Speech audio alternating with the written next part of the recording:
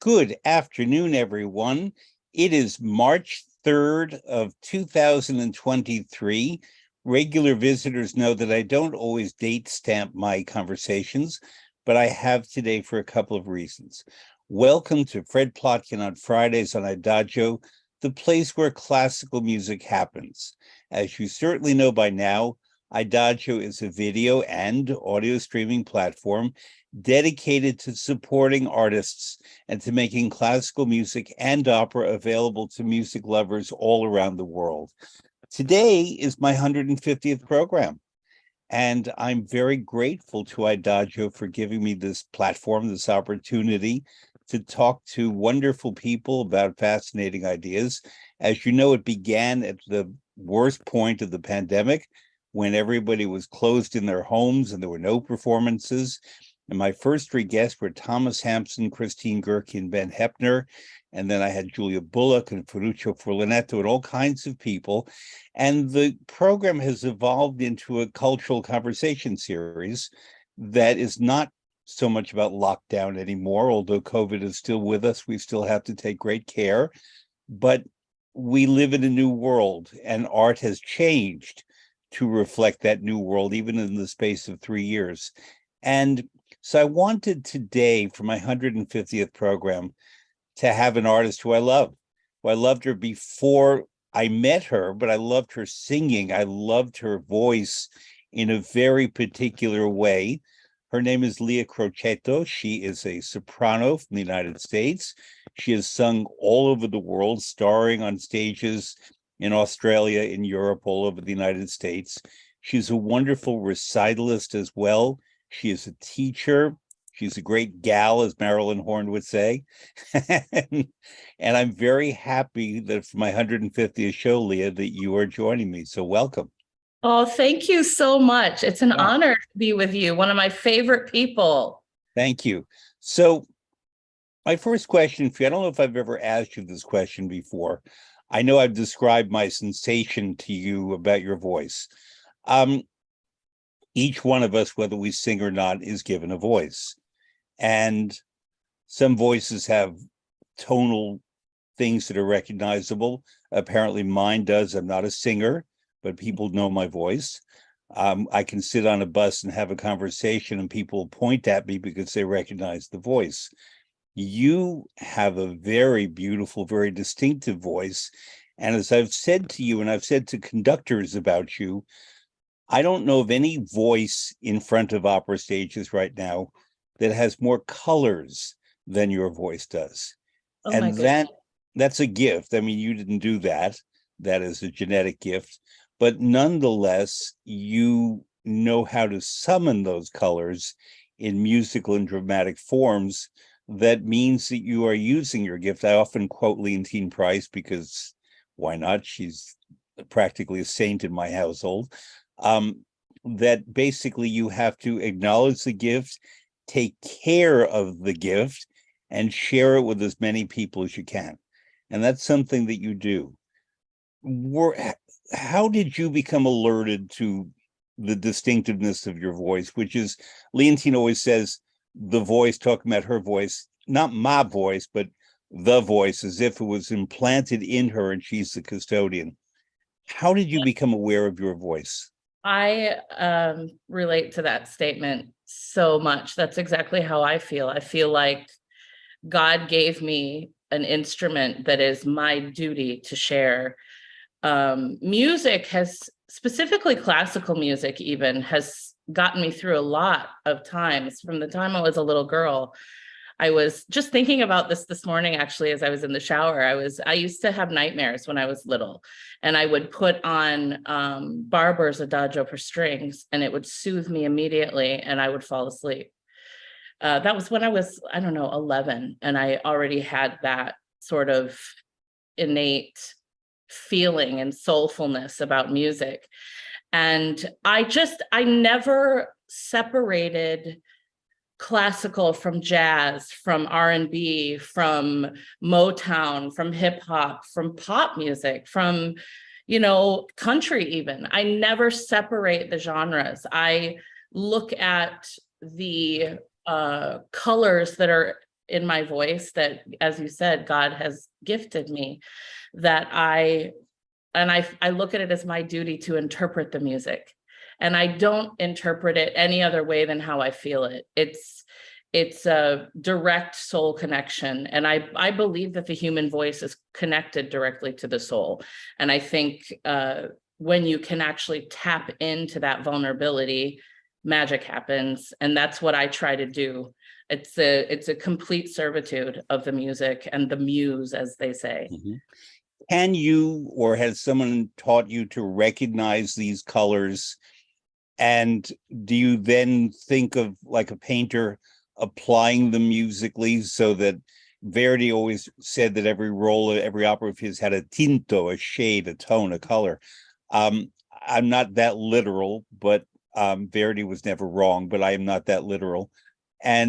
But nonetheless, when I hear you sing roles that other artists have sung very beautifully, I hear different colors in those roles, and I don't mean the makeup, I mean the sound, so that your Desdemona, your Louisa Miller, your Elizabeth and Don Carlo, your Aida, which is something you and I have spoken a lot about, your Suor Angelica, your Liu and Turandot, are very particular, because I can recognize the tones, as opposed to the intonations, the tones that you bring to the notes. And it's something frankly remarkable that certain singers back into accidentally, but I recognize in you, at least from my expert view, it's as if you have your palette and you're painting, but not turning something green when it should be yellow, but understanding the depth of the yellow and making it sort of an intense yellow, a pale yellow, whatever.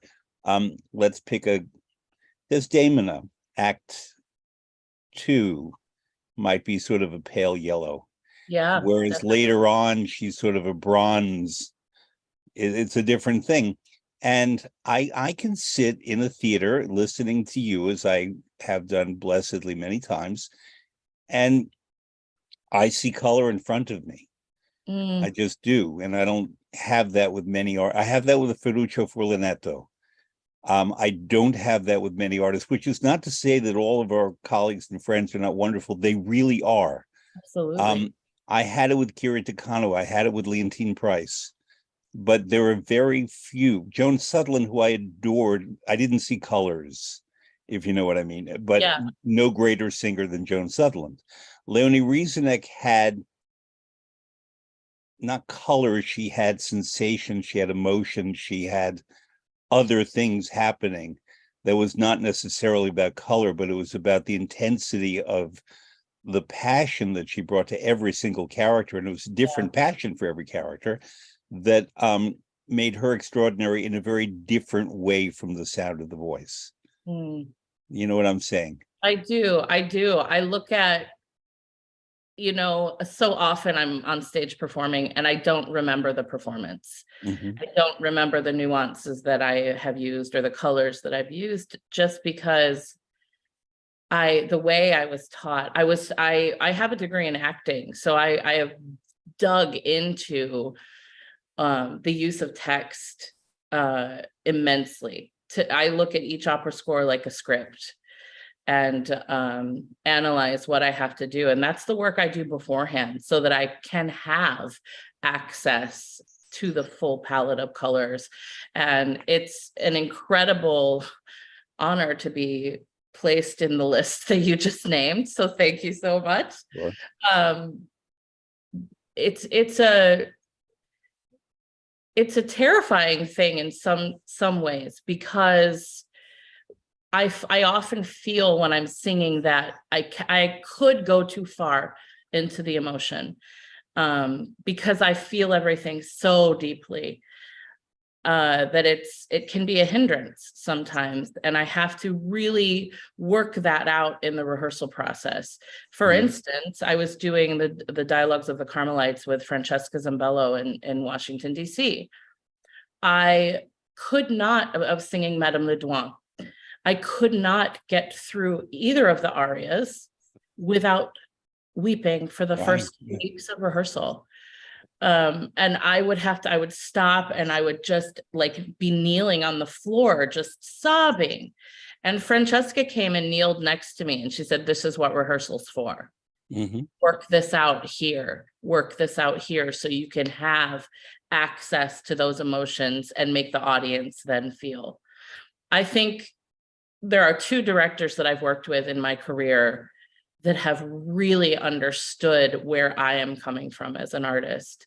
And that's Francesca Zambello and David Alden, who I've worked with the most, both of them. And for her to say that to me gave me permission, because Carmelites was my debut in DC as well. So it just made me a better artist. And as you know, I've sung there many times since. But since she gave me You in Washington taught me how to eat dietetic hamburgers by getting rid of the bun and wrapping lettuce around the hamburger. I love that. The beginning of my weight loss program. Yes, so great. But that Francesca, that's what opened the door for me. And David Alden taught me how to be comfortable with my body on stage. I had to play, I'm not small, I'm a curvy lady. And I had to play a very intimate, sexy scene with Luca Pizzaroni in Rossini. Right, Maometto Secondo, which I saw you do, both of you do in Toronto. Yes. But the first time I did it in Santa Fe, I was way out of my comfort zone. Yeah. And David taught me how to trust myself. And I think going back to the colors and the sensuality of color that you have to use in opera is definitely, it's definitely connected to a deep part of the psyche. Now, speaking of Washington, one of my very favorite operas of all is Verdi's Don Carlo. And I will travel most places to see it, especially with the cast that Washington fielded. It was not the greatest production. Francesca Zambello did not do this production. No. I didn't love the production at all. However, the cast was splendid. Let's see if I can remember them all. There was you as Elizabeth, Russell Thomas as Carlo, Eric Owens was King Philip II, Jamie Barton was Eboli, and who was Rodrigo, a baritone? Quinn Kelsey. Quinn Kelsey. Oh my goodness. Yeah, fantastic Verdian. So it was an amazing cast. And the question here is the following. As Elizabeth, which is one of my favorite roles in all of opera, you took the vocal tonal color thing to a different level. Namely, she has duets. And with each artist, and these are all great artists that you sang with, the colors blended with the colors of all of their voices. So your duet with Russell Thomas was just gorgeous because both of you created something greater than what you would do individually, because he's that kind of artist too. Your singing with the King, with Eric Owens, was very different because his tonal color is much graver, much deeper. The role calls for that. So that your character's insistence on justice became sort of silvery, sort of white hot silver, mercury. Your duet with Eboli was a cat fight. It was kind of hot red. And it was just an amazing sensation that night, because with each character that you sang with, all these because Quinn Kelsey has this beautiful mellow sound, and so there's more sort of a verdant green with him, and it was a glorious night of opera because all of you, not just you, but all of you were on your game, and it resulted in my experiencing Verdi's Don Carlo, a work I know every note of, in a new way. Wow. And purely musical, not the production, which was not great, but nonetheless, when you sing with a colleague, how are you aware of the tonal and the colorings that you bring when you're singing with someone else who's bringing his or her colorings? So a lot of that is eye contact, to be honest. A lot of it is the friendship that we all have off stage too. I mean, I've done numerous roles with Russell. I've sung with Jamie a lot, and Jamie is one of my closest friends in the business. Same with Eric, you know, and Quinn. We were all so excited for that piece, and we hung out every day. I mean, rehearsal ended, but we didn't, and I was living in DC at the time. So people were coming to my house and hanging out. We didn't want to leave each other. And a lot of that connection that you felt is definitely because of that, because of the soul connection that we all have off stage. But, you know, you hear a lot about singers who don't like to make eye contact with their stage artists, with their stage partners. They feel invaded, or they can't do their technique. I've heard many stories of old singers and contemporary singers who sing like this. For me, that isn't an option. The deep connection that I have to feel with my partner on stage starts from the eye contact and from the ability to feel comfortable with them and them with me. And we have to trust each other to, you know, because it's live theater. So things are going to happen. I remember one night during the Don Carlo, that set was so jagged in so many ways. And there's a big hole. Awful. There's a big hole right where I needed to stand. So I was straddling that hole every night while trying to sing a love duet, the ending with Russell, that beautiful, oh, yeah, cry from heaven, you know, I'll see you in heaven soon. And I'm straddling a hole. One night I had one foot in the hole. So I had and Russell is tall. Russell's tall. So I was very short, but he also came over, changed the staging, and helped me out of the hole. So it's trust. Yeah. You know, I made my debut in Italy at La Fenice singing Otello, Desdemona, with the great Gregory Kundi and his very first Otello. It was both of our firsts. And I saw you both do it. Yes. Yeah. Wow. That's amazing. And at the ending, it was a fantastic production. I loved that production. Some people didn't. I loved it. I thought Francesco Michele did a wonderful job with it. But the ending, I wore these huge rosary beads, like golf ball size beads. That's how I was killed at the end, was strangled with the rosary beads. One night, the tech person who's supposed to dress me, it's a really quick turnaround. It was on a turntable. I turn around, get the beads, and the thing continues to go. He didn't have the beads. So I didn't have the beads to be strangled with. So I looked at Greg and I went, and he gave me the look like, don't worry about it. We've got it. And in that same production, my legs got caught as I was trying to run away from Greg, from Otello, I should say, not Greg. I would never run from Greg. He's the most wonderful human ever. He is. But as I was running from Otello, my legs got caught in my skirts and I collapsed on the stage, and I just ended up pulling myself to the stage and pulling myself up with my upper body strength only. And Greg gave me room to do that. He knew that he couldn't help, so he had to do something else. But it's a matter of trusting your partners to be able to be safe on stage and make those color choices. And sometimes it's not even a choice. Sometimes it's just a meeting of two great souls on stage singing this inspired music, and magic just happens. That is what happened in the finale of Don Carlo with Russell the night you were there. I'll never forget that moment.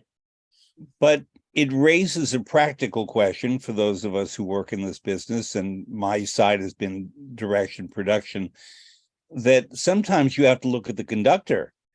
So that you are looking at your colleague, your Otello, your Carlo, whatever the character is you're playing opposite, but sometimes you need the conductor and sometimes the conductor needs you.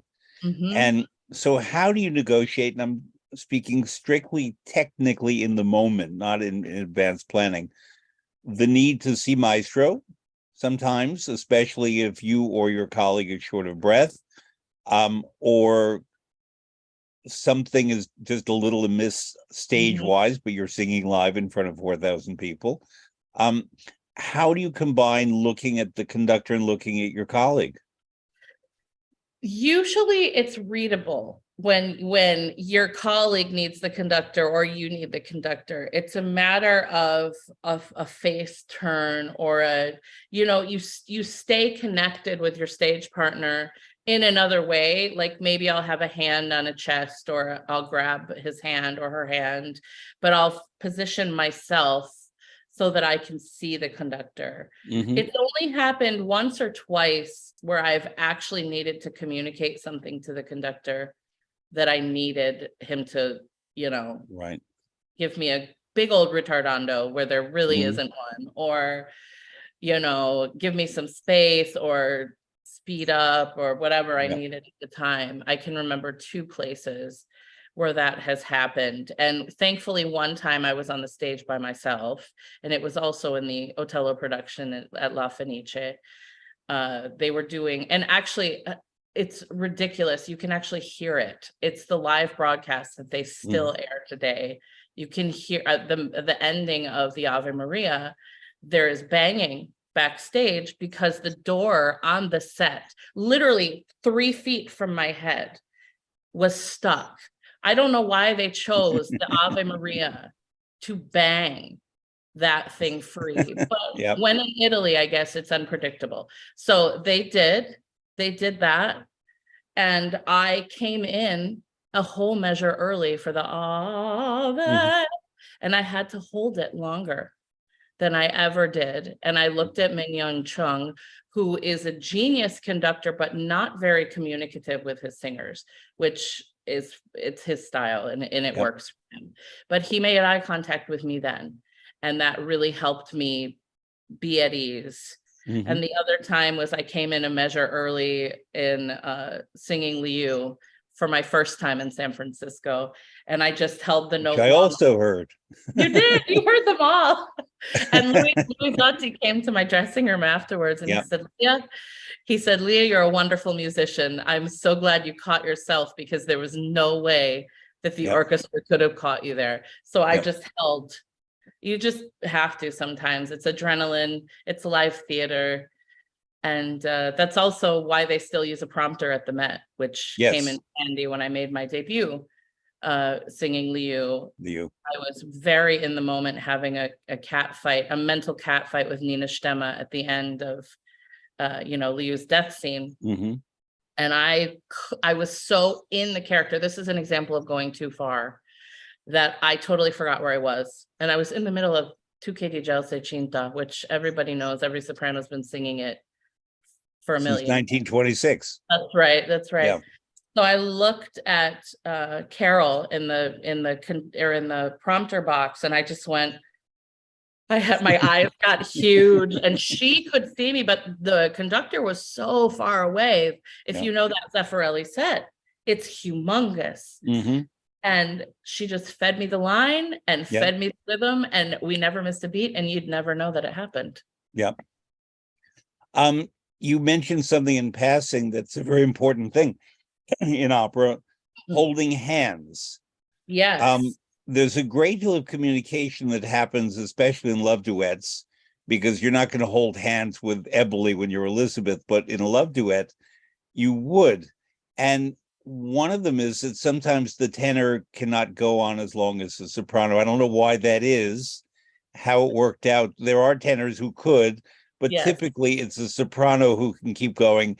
And so if you see a little squeeze of the hand from the tenor, it's like, we're ending this right here.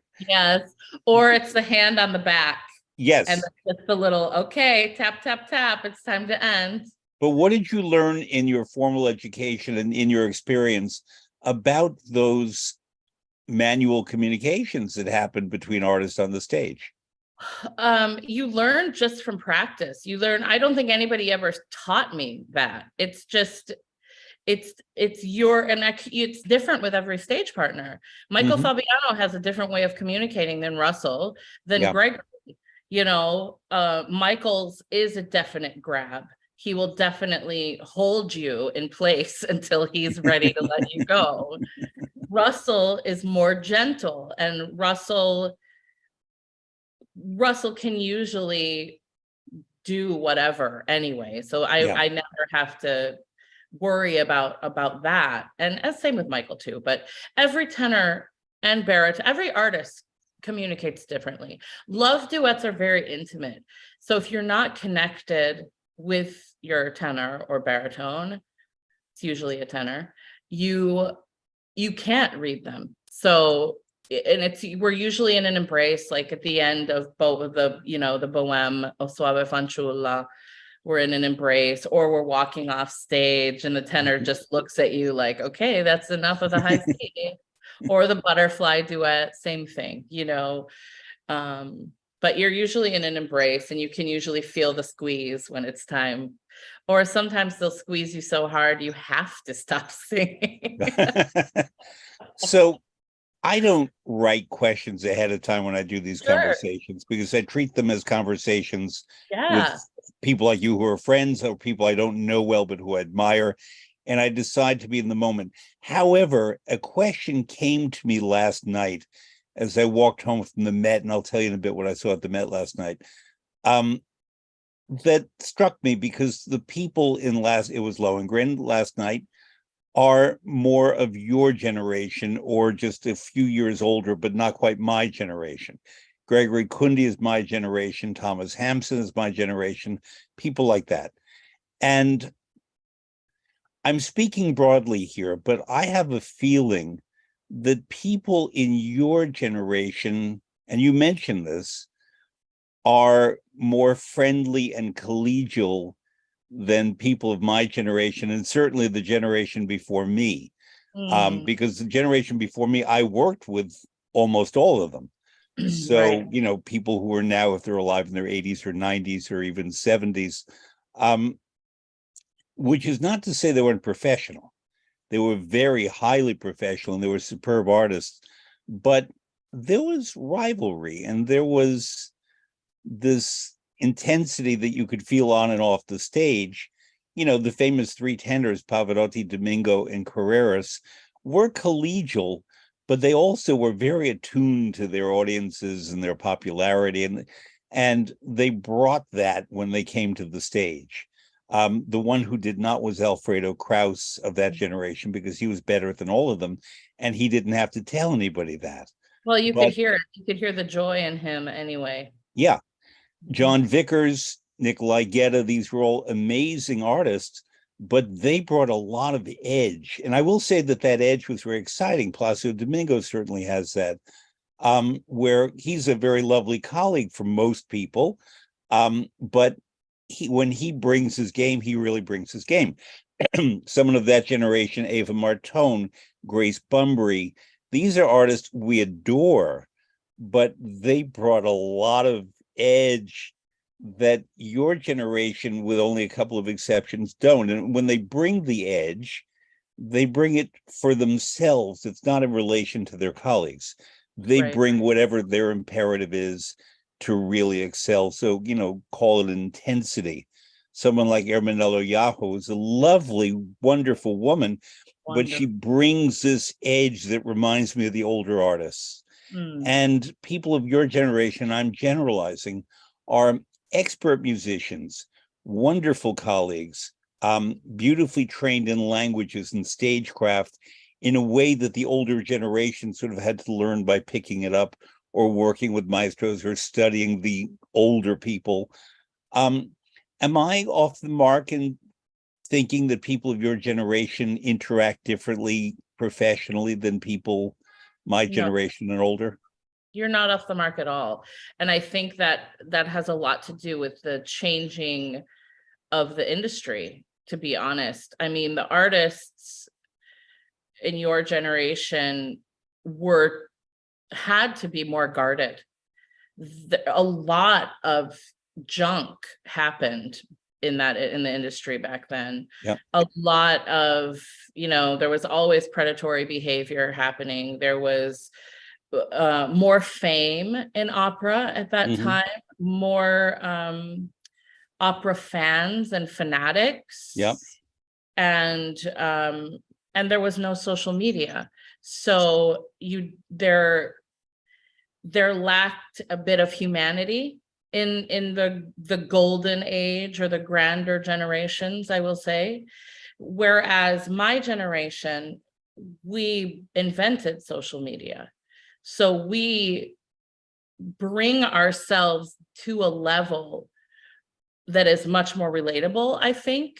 And I think that's why we have a care for our colleagues, because we're all going through the same thing.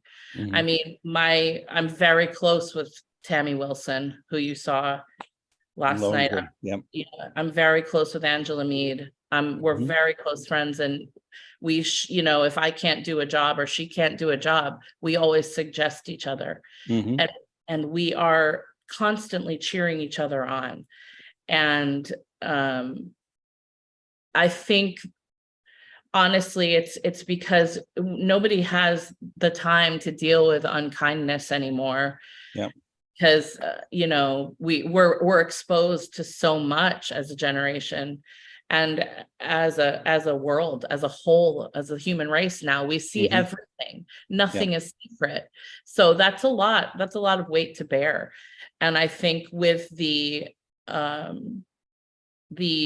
introduction of social media, and the more availability you have, the heavier the load is that you have to bear, and the more collegial and friendly and kind you have to be. Does that add to or take away from the timbre of performances? So that if you and Jamie Barton have to do battle in Don Carlo, the fact that you're pals, I mean, I've produced a Don Carlo once where the two women really hated each other off stage. And believe me, it was very exciting on the stage. And I'm not saying that they had to do that, but there was just an undeniable tension and drama that when they gladiated, there's the only way to say it, on the stage, with Elizabeth and Eboli both loving Carlo, and Eboli confessing that she stole Elizabeth's jewel box and give me the cross, and this particular Eboli yanked the cross off her neck and threw it to the ground. And they brought some of the animus that they had off stage to the stage. I will say it was thrilling.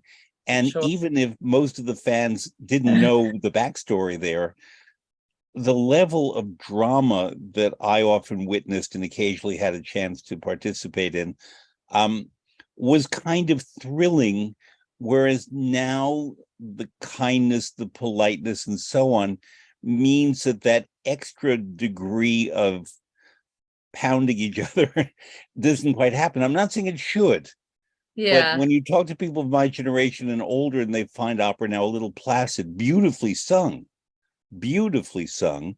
but often with productions that are more visual than theatrical.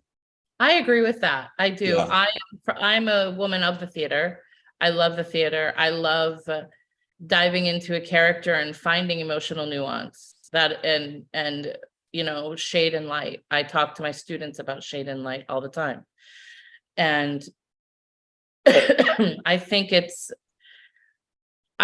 can happen. I think it can happen even more when you're friends with someone, because I think you can trust your partner. Again, it's all about that trust, to go to a deeper level.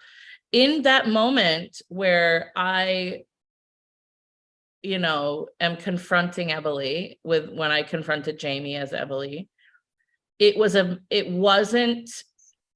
anger, it was pity. I pitied her, and I was indifferent. And to me, that is sometimes a more intriguing emotion than ferocity or anger. Mhm. And however, my partner in Aida, That's where I Amneris, was going to go. Yeah. um, my dear friend Elena Gaburi, she's Mhm. a Parisian mezzo. She with Russian descent. She's an incredible, vicious Amneris.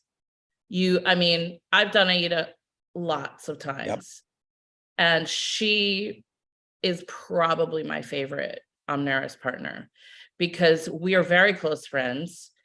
We hang out off stage nonstop when we're Mhm. in Sydney, which is where we've done it 3 times now. Mhm.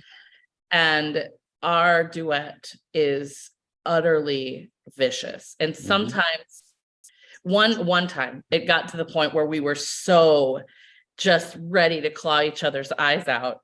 And my skirt had gotten stuck under the chaise lounge on Mhm. the set. And I stood up and the chaise moved back. She looked, it completely snapped the moment, but we stayed, but we were like shaking because we were laughing because the intensity was so strong. So it can go both ways. Yeah. I don't think kindness and collegiality is an excuse for poor character development. Right. But for example, you're talking about Gregory Kundi. Greg is of my generation, but he's a sweetheart. Big. So therefore we can't hold him up as an example of that kind of temperament. But I worked with John Vickers, and that was no walk in the park. He was a remarkable artist and from every level. But what he brought, I don't see anyone bringing now, and I'm not saying they should, because it could make you No. crazy. But Yes. nonetheless, he would with Nielsen, with Rieseneck, he was their partner and antagonist. And they both were very formidable people. Nielsen, was so secure. Rieseneck, less secure, but more exciting because of that lack of security. But I worked with Vickers and Franey was seemingly placid, but Morella Franey put her feet on the ground, that was it. And even as Desdemona, she stood up to Othello and was indignant at what he was doing to her and his lack of understanding. Yeah. And I'm not waxing nostalgic. I'm just saying that this year, 1973, it's 51 years that I work in opera because I began as a teenager. And so I've worked with a lot of Tito Gobi. I mean, people that seem like they're from ancient history, but not my ancient history. I was 20 when I worked with Gobi. And I mean, he was a formidable man. He was a wonderful man, but he was like you with the colors and the way he perceived the role. His voice was not the beautiful voice yours is, but he understood what to do with what he had better than any artist I encountered in that era.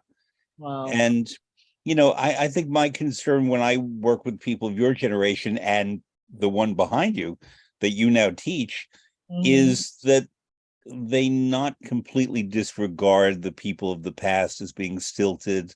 Take a Marilyn Horner or Beverly Sills, who were on stage together a lot and conflicted occasionally, but nonetheless, both brought this intensity to their performances that people, think of them as sort of cheery American ladies. These were the most formidable stage artists that you could imagine. We don't think of Beverly Sills, Marilyn Horne that way, but they were. I think it. Yeah. I think American singers are often pigeonholed as being too nice and being kind and jovial and jolly. I am all the time. Oh, you smile a lot. You're American. Yeah. I'm like, no, I am connected with my emotions and I know how to deal with my trauma. So I'm able to tap into joy and happiness, which is why so many of the singers you're talking about had all of that conflict on stage, but the ability to come out of it. That's why Beverly Sills and Marilyn Horne were able to do what they did, you know? Yeah. But then add to that mix Renata Scotto, who is Yes. of that era. And, you would have Marilyn Horne, Renata Scotto, or Sills and certain other people around her. She was good with the men, but not with the women in Right. terms of tolerating the presence on the stage. But if you had Scotto and Horn, or Scotto and Troianos, who was fantastic. Just she was probably the artist of my era when I was beginning. She was about 15 years older than I am, who just blew every colleague away. Not the public, if they understood what they were looking at, but backstage, she was the one. You could look up on Caballé for the exquisite singing, but with Troianos, it was just a total package that even Scotto didn't quite touch, although she came pretty close. And but Troianos was completely eccentric, I think is a fair word to use. You didn't quite know what you were going to get on a particular day. And that was part of the excitement. That was the secure, jolly Troianos going to show up? Was the insecure, petrified, neurotic, and this is no secret, Troianos going to show up? And I was often the person who had to take the Tatiana who came in the door and transform her to get to the stage in whatever role she was going to be in. And Troianos, more than most artists, took a curtain call in character, and she stayed in character for a long time after the show. Whereas, for example, nowadays we can have artists, Patricia Racette being a good example, who I love Patricia Racette, who can step off the stage and become Patricia Racette again and talk to an interviewer during an HD broadcast. Troianos could never have handled the HD era, not because of the camera, but because of the social requirements that seem to come with it. And we had to practically cool her down after with ice and fans, and like a thoroughbred racehorse would just run an incredible race and then could not get out of it. And I don't work backstage at any theater now, but I have for many years, and I just know the experience is very different. I'm not lamenting what I had to deal with, because it was exciting, but it was also very hard. And nowadays, frankly, most singers, they come off the stage, they hug, they clap each other on the back, good show, and then they go. Yeah, I mean, we sort of have to. It's because there isn't as much coddling now as you don't. Being a diva or a divo is not an acceptable form of behavior anymore for anyone. You won't work at that theater again if you behave poorly. Well, I'll just quibble with the word a bit. I think a diva is different from a prima donna. A prima donna is someone of great talent and charisma, but intemperate behavior. Agreed. Diva is that very rare artist who is just sort of a goddess above all. Leontine Price, diva. A few others, Marilyn Horne, Joan Sutherland, but not that many. And it's not a word I use. Divas, yes. I'm talking about, like that jerk. Yeah, jerk, I know. Behavior. That's a prima donna, as we in American English say, prima donna. Yeah. She's a prima donna. Yeah. But there's no time for that now. You can't be that. But coming back from a role, I find it difficult still. I can't get right. I often take, for certain roles, I take my curtain call in character too, just because I haven't had the opportunity to recover from the rape or the murder that has just happened on stage. Right. Specifically, Otello. When I play Desdemona, that ending scene is brutal, and it's very difficult to shake that off because I do dive so far into the character. So I will walk onto the stage for my bow, and I will graciously take it, as opposed to, I don't know, the end of Aida is different. The end of Aida, because it's never really staged realistically, I can usually come back from that pretty quick, and I run on stage and we're all cheery and happy that we had a good show. But there are certain roles. Tosca's another one. Tosca Mhm. takes me a minute to Yeah. get over. Especially at the intermission. You Well, just have to sort of be alone and ride the wave to the end. I always think, I've never staged Tosca, but I Mm. always think that I would have my singer come out, I'd throw a bucket of water on her because she just went into the Tiber. So come out like you just landed in the river. Let's be realistic here. Well, Avanti a lui tremava tutta Roma. And then she, oh, scarpi avanti a Dio, and she jumps in the river. yes, And my favorite part. is it really? Oh, Why I is love it your favorite part? you get to scream God on a B flat. What's better than that? And then you get to jump and land on a soft, cushy thing. And, Mhm. if you could do it right, it's loads of fun. I was scared to death my first time playing Tosca, though. Scared to And where death. was that? Was that Pittsburgh? Do I remember? Pittsburgh, yes, Pittsburgh. And Mark Delavan was my Scarpia. Mhm. And he was such a wicked Scarpia, but the best Yep. colleague ever. Mhm. He talked me through everything. It was my first one, so we specifically choreographed all of Act 2 and Yep. the things, and he would cue me just so Mhm. he knew when it was coming and I knew when it was coming, and we were locked in an embrace, and the knife comes up behind, and then he'd be like, 1, 2, 3, stab. I would do that. When I had to, so I always felt safe with him. I never felt like he was going to take it too far. Mhm. And then when I had to make the jump for the first time, I was scared to death. He came to the rehearsal with me and stood up on that parapet and cheered me on and did it first. So that Really? yeah. Wow. Now you've seen, I'm sure, many Toscas. Who did the best jump of any Tosca you've ever seen as a jump? Oh man, not Caballé. She would walk off the stage, oh, scarpia avanti a Dio, and she would raised walk. her arm to make it look like she was going over. Yes, exactly. Oh my gosh, who would be the best jumper?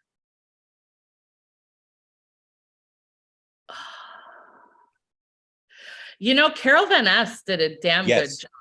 yes. Carol Carol, Vaness and Catherine Malfitano are my runners up. Those for are the runners up. sure, Catherine. But the champion was Hildegard Behrens. Never saw Hildegard Behrens her. would jump up. I worked on that show, but I was not directing or anything. I was behind. And Behrens would run up, oh, Scarpia, in their German accent, avanti a Dio. And she would not jump over. She never looked down. She jumped up and somehow froze in the air for seconds and then dropped like a dead weight. It's as if she died in the air. And she just, the Wow. body went down. And how she jumped up and froze for seconds, I will never know. Scarpia avanti a Dio. And you Wow. could practically hear the splash in the river. That's incredible. Yeah, it was just I one have of the to look greatest that things up. I've ever seen. And Domingo was her Mario. It was Cornell McNeil. It was Zeffirelli was the production, and it was quite something. Now here's where yes, Catherine Malfitano changed my life when it came to what a diva could do on stage. talk about that. Catherine is a very good friend of mine. She was one of the early guests on this show. A very good friend She's of mine. outstanding. Yeah. Yeah, and Talk about Catherine. Catherine, my first experience of Tosca was the movie that she made with Placido. In Rome, 1992, Rome. Ruggero Yeah. Raimondi. Yep. I was 12. I was there. I was in Rome. Amazing. Yeah. But my great aunt Jeanette, who you would love, you guys would be best friends. She is just the biggest opera fan ever. And she had that on VHS that she recorded off of PBS when it came out. And I used to wear it out. I'd go visit her at her apartment, and I'd fast forward to the aria, to the duet, I knew where everything was. And I Yep. was such a little kid watching this. And I used to love that. But watching Catherine Malfitano do anything, Yep. but watching her be so honest in her portrayal that when the camera was this close to her, you could see every emotion that she was feeling. Mm-hmm. And when the camera was far away, you could see every emotion that she Yep. was feeling. Yep. And that, to me, is she's the diva that I emulate. That's where I learned about color and about being an honest actress in opera through the voice, but also through the face and through the body. And that's an example of diva, not prima donna. Exactly. Because she's a great colleague, but serious, no BS, but absolutely understanding, compassionate, open to experimentation and rehearsal, improvisational when needed in performance, alive in the moment. Wonderful. And she did what it took to make the audience believe. And that is such a lesson in and of itself. And I'll never forget when I met her for the first time. I was in Marilla in 2008, the Marilla San Francisco Opera. Yep. And she was directing Don Giovanni. And I was covering Don Anna at the time. And I got to do the Schwabacher concert. But I ran into her on the street. I almost fainted. I could not speak because that, to me, she was what I wanted to be. Mm-hmm. And when I met my hero and idol in the opera scene, I don't have the words to put it into words. And then we ended up becoming quite close friends, and she became a huge supporter of mine. Mm-hmm. And we see each other most times when I'm in New York. And, people always say, don't meet your heroes. I don't agree. If they're truly your heroes, they'll be glad to meet you, and they'll be glad to guide you and hold your hand. And she is an example of what I want to be after, she's still the diva in the best sense of the word. Great teacher. Yes. Fantastic teacher and mentor, and passing it on and communicating. I mean, she, to me, brings so much of what I was speaking of, the older era. Yeah. But without, as we say in Italian, the mishigas of the older era. She's just a good regular colleague, but has all of the greatness that the other people I spoke about. I remember that I went to her debut at the Met. I was newly back in New York. It was Hansel and Gretel with Troyanos, and Catherine was Gretel. And years later, they did Lulu, where Catherine was Lulu and Troyanos was Countess Geschwitz. Wow. So I have one more question for you, because then I have to get going. But last night, I went to this fabulous performance of Lohengrin at the Metropolitan Opera. And anyone who says that we don't do great opera anymore, it's not possible, just has to see this Lohengrin. It was burning on all flames. It was just an amazing performance. The chorus, the orchestra, the stage direction was more than good enough. I had quibbles with the scenery, but just quibbles. The singers from top to bottom, every role was beautifully cast and sung. And as I sat there listening to Tammy Wilson, I thought Leah Crocetto could be singing Elsa. And has Leah ever thought about the German ladies and not just the Italian ladies? You could sing Ariadne, for example. Yes. So in my recent days, those roles have come up a few times. I was offered an Ava Meistersinger years ago, and I was not nearly ready for it. But I saw when I was singing Mephistopheles in Melbourne with our dear friend Ferruccio Furlanetto, the legend. I was singing Mephistopheles with him, but there's a Devo. That's a Devo, yeah. And a mensch, my God, what a wonderful guy. But when I was singing Marguerite in Mephistopheles the night before our rehearsals, I saw Lohengrin with Jonas Kaufmann. Yep. In Melbourne, and I thought, I want to sing this role, and I never thought that before about Wagner. I'm not the biggest Wagner fan. I know, don't come for me, Wagner lovers. I'm a Wagner lover. There are some great Wagner moments, but I had never really listened. And that night I really listened. And Ariadne has been mentioned to me. You're the fourth person this year to mention it to me. So yeah, we'll see. But I think Elsa first, not to take away from Tamara Wilson, who was fabulous last night. It's not that, but we can have more than one in the world. Absolutely. And it's just such an amazing role. I always have issues with her character because, I mean, it's called Lohengrin, but it's really about her, this opera. And my big question always is, we can't answer it today, does she die at the end or does she faint? And if I were staging that last scene as her dying as a result of what happens on the stage, the Deus ex machina, everything that happens, it's a very different emotional impact than if she just faints. And I've never seen it made clear in any production. She just kind of falls over. Away. Yeah, but which is not a powerful dramatic ending for an opera that is, he's right. Lohengrin comes, Lohengrin goes. She has to stay there, and it's her story. But it's, I mean, without going into your personal life a bit, I think that this particular role will chime for you in many particular ways, because it's an opera, and specifically her role, about belief. And when I teach Lohengrin, which I teach constantly, I teach it from the point of view of, it's not about wars and the Brabantians and saints and so on. It's about belief. And how do we fasten on to belief? And can we be shaken of our beliefs? Can our beliefs change? Should they change? Should we hold on to what Ortrud does as an old believer of a different spirit? And Christine Goerke last night was just phenomenal. So she brought all of that.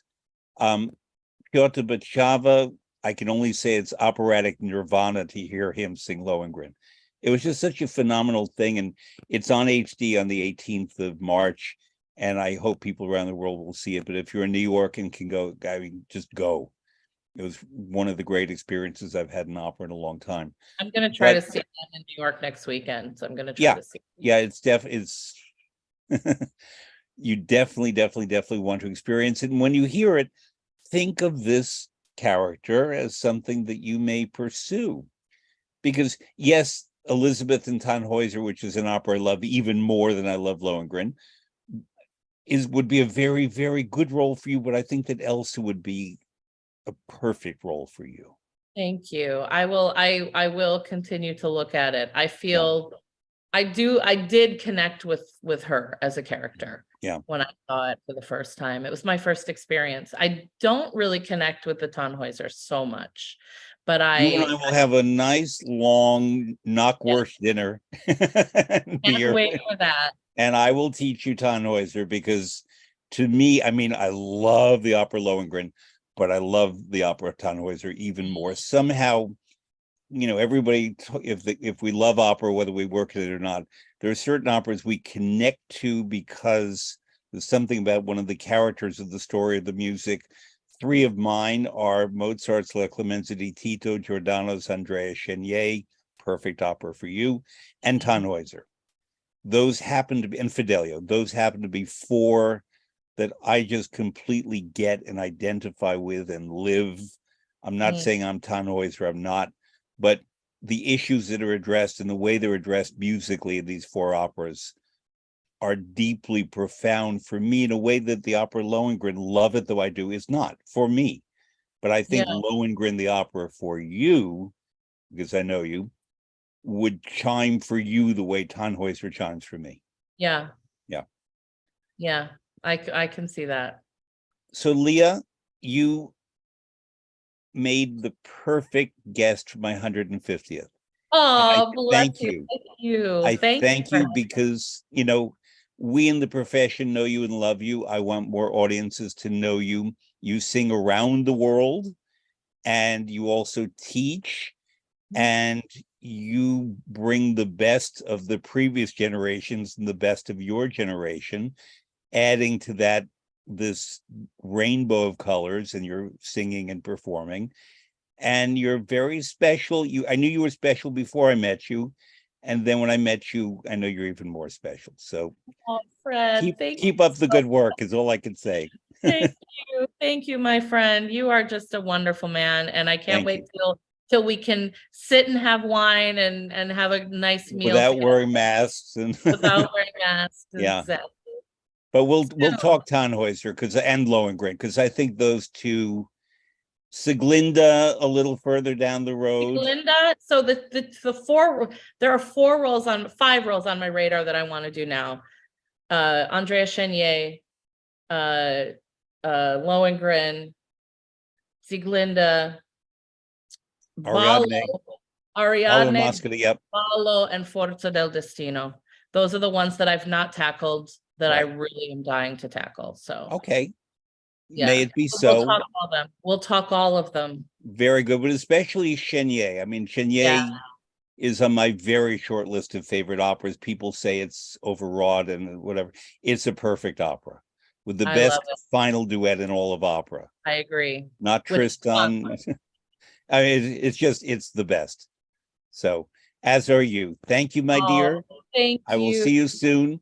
Perhaps when you're in New York for Lohengrin, I'll get to see you. Yeah, that'd be great. Okay. Ciao. Take care. Bye-bye. Bye.